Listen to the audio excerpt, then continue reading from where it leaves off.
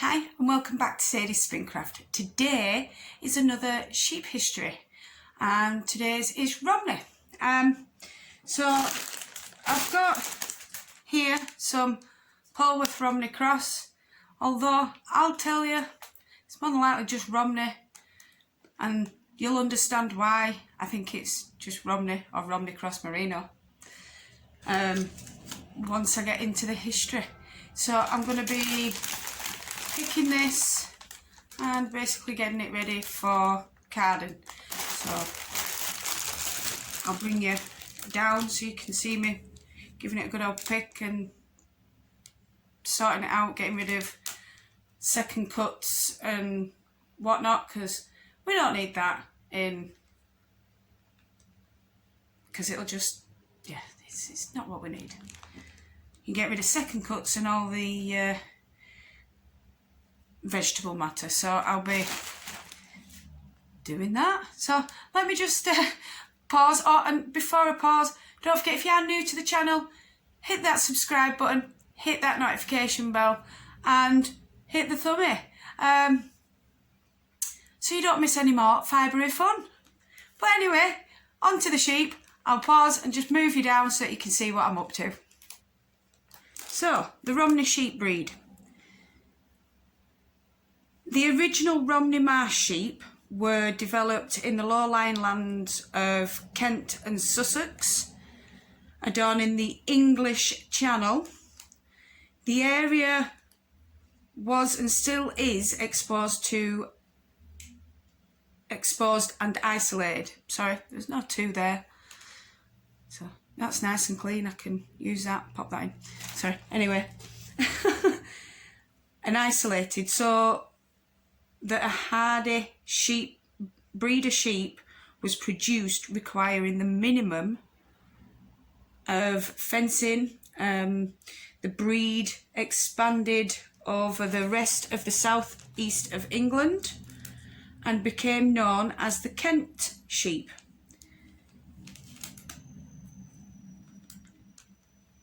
Where am I? The Kent sheep.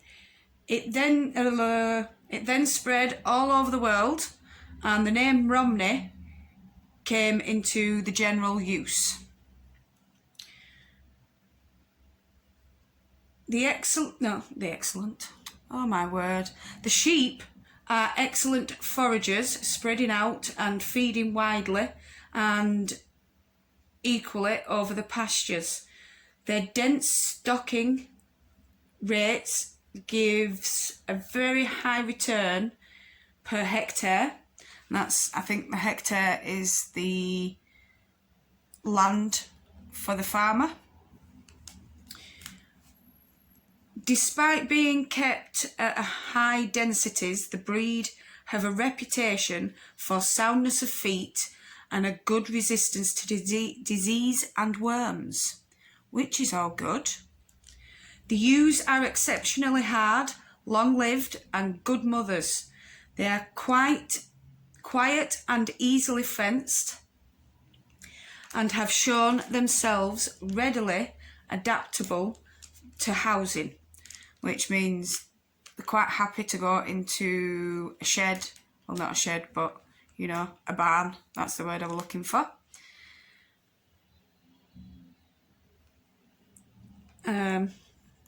The wool is a demi-luster of excellent quality and the staple length, shearing a heavy and even fleece, and is considered one of the best British wools, highly suitable for manufacture of clothes, blankets, knitting yarns and felts. It is also desirable as an improver, so to improve the fibre for quality of carpet manufacturers. So it means it's good for breeding with other sheep and making their wool a lot nicer to work with. The breed is found in many parts of the world, adapting itself to various climates and altitudes and thriving on grazing, which differs greatly from that found in its original habitat. The exceptional adaptability of the breed is a characteristic of immense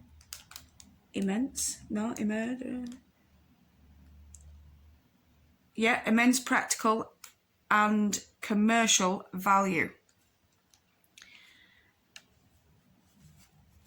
The old saying that goes with these sheep is the sun never sets on a Romney sheep. I wonder why that is. I'll need to look into that. I should have looked into that first before coming on, but I'll let you know. Now, the first confirmed export of the Romney from England was a shipment of 20 from Stone in Kent that went onto Cornwall and then went to New Zealand in 1853.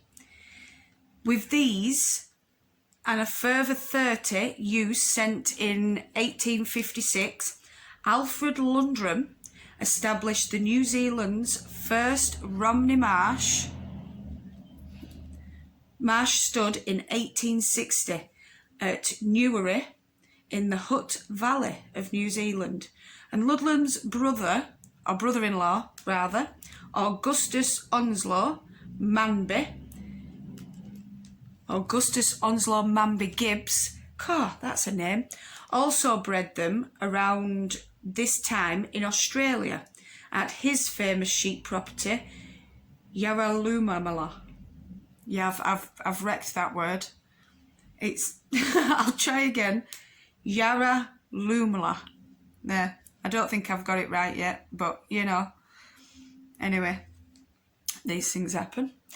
In 1855, 60,000 merino had been in New Zealand, but the Romney Marsh sheep thrived more quickly, supplanting the merino over most of the country. So the New Zealand Romney Marsh Association was formed in 1904. Alfred Matthews was the first president of this association.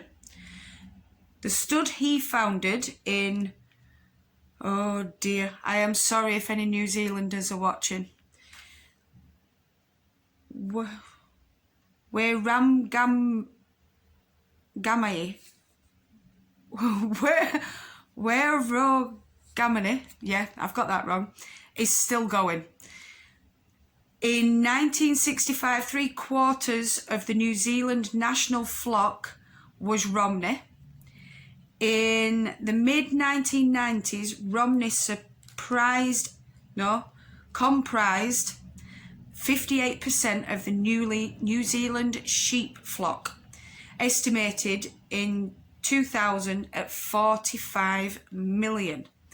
Along with the Copeworths, originally Border Leicester Romney crosses, and the Perrendales, which originally were Cheviot and Romney crosses, making up another 16.6% of the flock. Merinos were 77%, the Corriedale was 5.5% of the national flock. The breeding of Romney is not limited to England. To England and New Zealand. The breed has also been established in Patagonia, Australia, Portugal, Brazil, Canada, and South California. For many years, England was the primary source of export for the Romneys. Between 1900 and 1955, 18,000 rams and 9,000 ewes went from England to 43 other countries. New Zealand itself began exporting after the sensational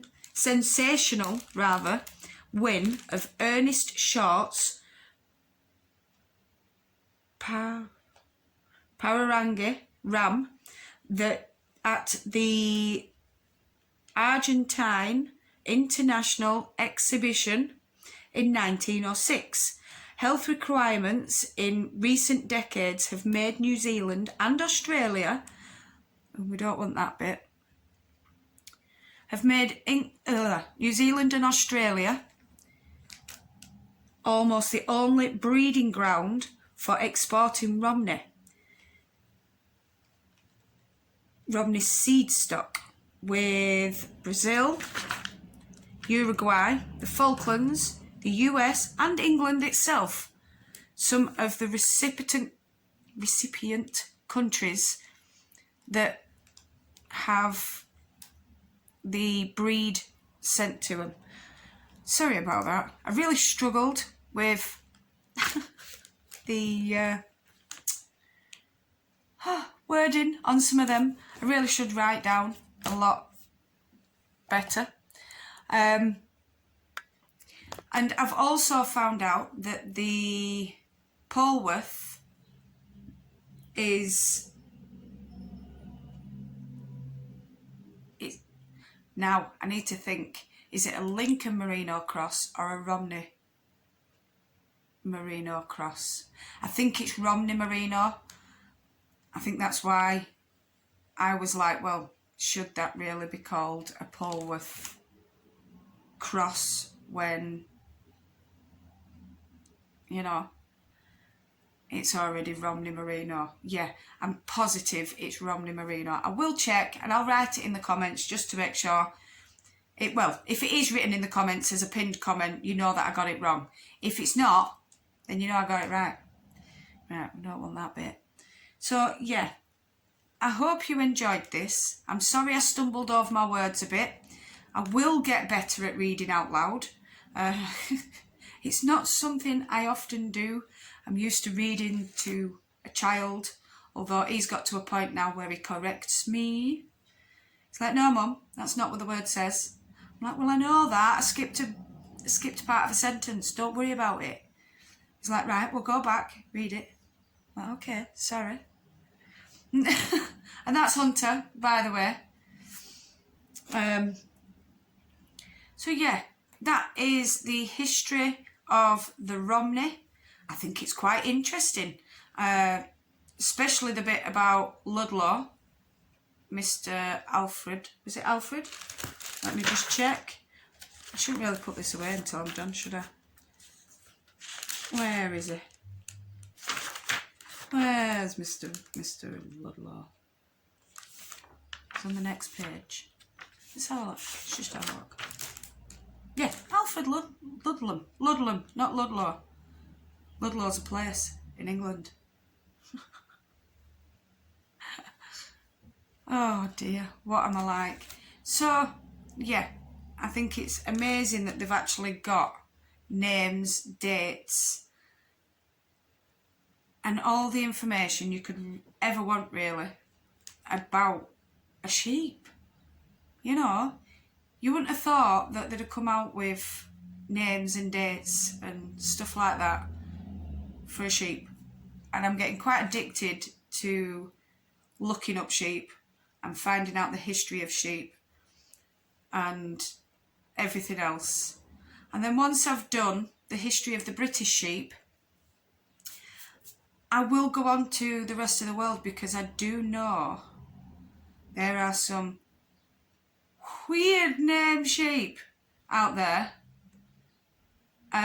from other countries that I'll probably butcher the names like I did of the towns in New Zealand and Australia. I am sorry if there's any New Zealanders or Australians watching. You can correct me, maybe write it as it's spelt or said, because I know Cheviot is pronounced Cheviot. It's not Cheviot. And yeah, and I got used to saying Cheviot because I watch so many other people as well, not just myself, well, not just Evie and Kim. I watch quite a few people. There's Trish as well from Fibre Love Diaries. She's ace as well. She's doing a breed study right now where she's spinning each breed and showing you the lustre and all this lot. So if you want to bob over and see Trish, she's a lovely lady at Fibre Love Diaries. Yeah. And so, yeah, I'm just going to sit here and pick this fleece for the rest of the day because I do believe I've broken a toe. I kicked. It's only me that can do this.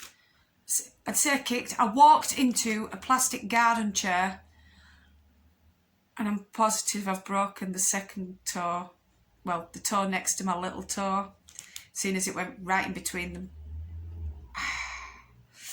So yeah, I've got a click going on and a lot of swelling and a bit of pain running up my foot, but it won't stop me from spinning. That I will tell you. Because I can spin with my left. It's not just a double treadle. I can do it as a single treadle. And I will persevere. So yeah, I am going to enjoy sorting this. I'll still call it Polwarth Romney Cross because, like I say, I'm not quite fully sure. And it is a lovely fleece. It's so soft. Oh, there's a lot of muck in it, but that'll come out. Same muck, it's vegetable matter. My legs are covered in dust and stuff, but that's not a problem. It's nothing new for me. So I hope you all have a fantastic day. No matter where you are in the world, whether it's morning, afternoon, evening or night time, I want you to do what you love doing. Whether it be watching YouTube, crocheting, knitting, spinning, felting, drawing, anything. If you love doing it, you do it. Why not? Enjoy these times while we can. And as I've already said at the beginning, don't forget, hit that subscribe button, hit the notification bell, that thummy. And if you have any questions, please comment below and I will answer as soon as I can. And if I can't answer the question, I'll definitely put you in the right direction of the person I believe can answer said question. And yeah, I hope you get your answers. I usually can answer what's asked of me, and I usually do quite well at answering all comments because it irritates me when you spend that time commenting, watching a video, and the said person you're commenting on said person's video doesn't answer back. Or if they do answer back, they only answer to the people that they know, if you know what I mean. So it feels like they're picking and choosing. But not me. I will answer everybody because anyone who takes the time out to watch my videos deserves my time to give them an answer. So yeah, anyway, I'm babbling now. I love you all very much. I want you all to stay safe. Love and hugs. Love you. Bye.